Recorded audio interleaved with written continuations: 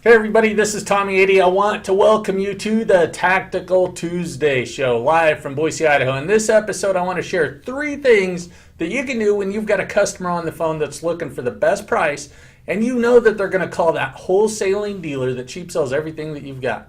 You know that person that I'm talking about. You've got that buyer that calls from 20 miles away, 100 miles away. They're willing to travel an insane distance to save a few $100, if even that. Even though it's going to take them a day and a half of driving to get there. A night stay in a motel, plus it's right in the middle of their weekend off. A lot of times we think that it's not worth fighting for that deal. And when you think about it, it takes the average salesperson out of the sales game for a day or two because they end up spending way too much time talking to this customer, whining to management and other salespeople about this customer. And oftentimes I see this salesperson picking up the phone to secret shop that special dealer that's the wholesaler. And they do this just to make a $50 mini on the deal. If you do the math, then after that, it's screwed up in your head, which you've got to have your head on right. You probably end up making about $5 an hour after all the time that you've wasted. I've got a better way to handle it though.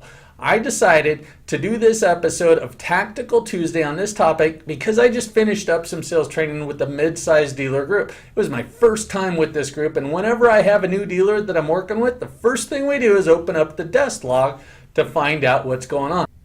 This dealer, as many of them do, said they had a traffic problem. The desk log showed he was right. They've got door counters in their store, you know, the little dingers that count the number of times a customer walks in and out.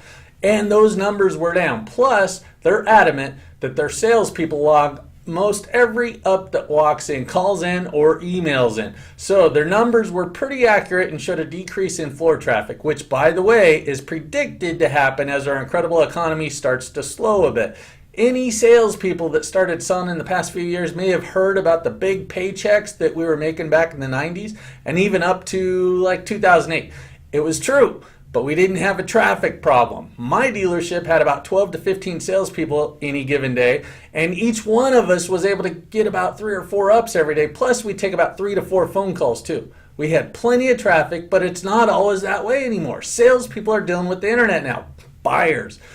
They go to your website, they check your inventory and email you, or they get on the phone to find out your prices. If you have real-time inventory on your website, then a lot of people won't even call you. They just surf the web until they find the dealers that have what they want. But next, they pick up the phone and start making a few calls. Just a few years ago, we didn't have to worry about that. People would just drive into our dealership and we'd try to sell them. But since customers are surfing the dealer side, Cycle Trader, Craigslist, and whatever else they can find, it's gotten harder for the average salesperson to have enough showroom traffic.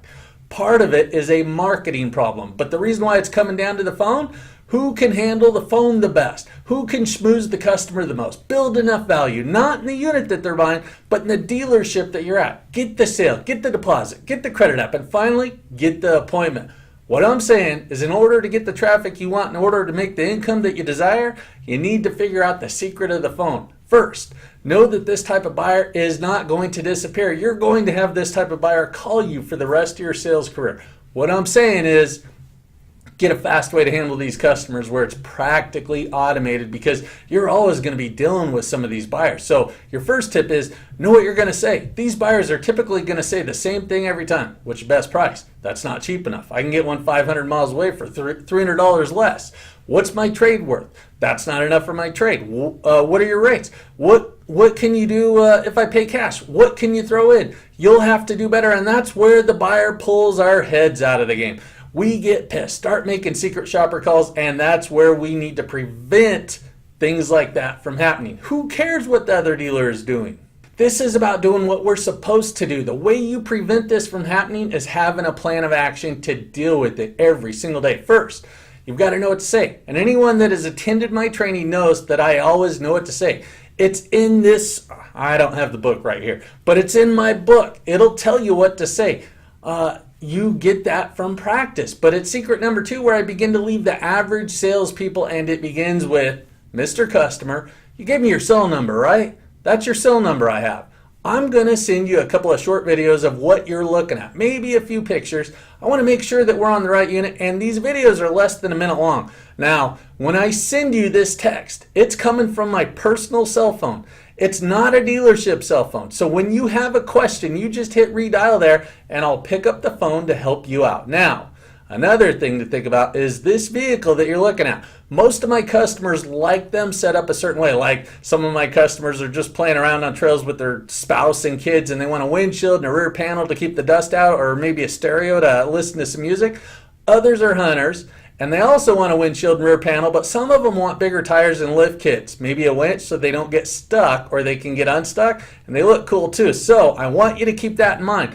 I stock all that stuff and I've got a professional installation team that's going to put all of that on before you pick it up. Another thing is you don't always have to pay cash for that stuff. It can just be financed in with the unit so you don't have to come up with extra money. All of that is just bundled together to save you some money. How's that sound? By the way, what's your email address? Great. I've got that written down, so if I have any other info that'll help you out and I can't text it, then I'm going to email it to you. Sound good? See what I'm doing? A salesperson that wants an easier and better life can no longer rely on customers just coming through the front door. You can't rely on just answering the phone calls and getting the sale because you've got good prices. You also can't run to the next hot industry to sell because you heard it's easier to sell over there and make money over there, because we work with multiple industries and the good salespeople are doing the same thing over there. They're going to text, they're going to email, and handle the phone correctly. So, my 3 tips on this special Tactical Tuesday are: use the phone, texting, and emailing with every customer you want to sell something to. If you don't, then the next salesperson might be my customer, and they'll do it. Of course, if you need help with this, then check out my store. We'll set you up with the right things to say, the right text messages to send, and the right emails to close deals. That's it for this Tactical Tuesday. Hit the subscribe button down below. Hopefully it's down there if you want some more of this. And check out my podcast. Thanks for watching.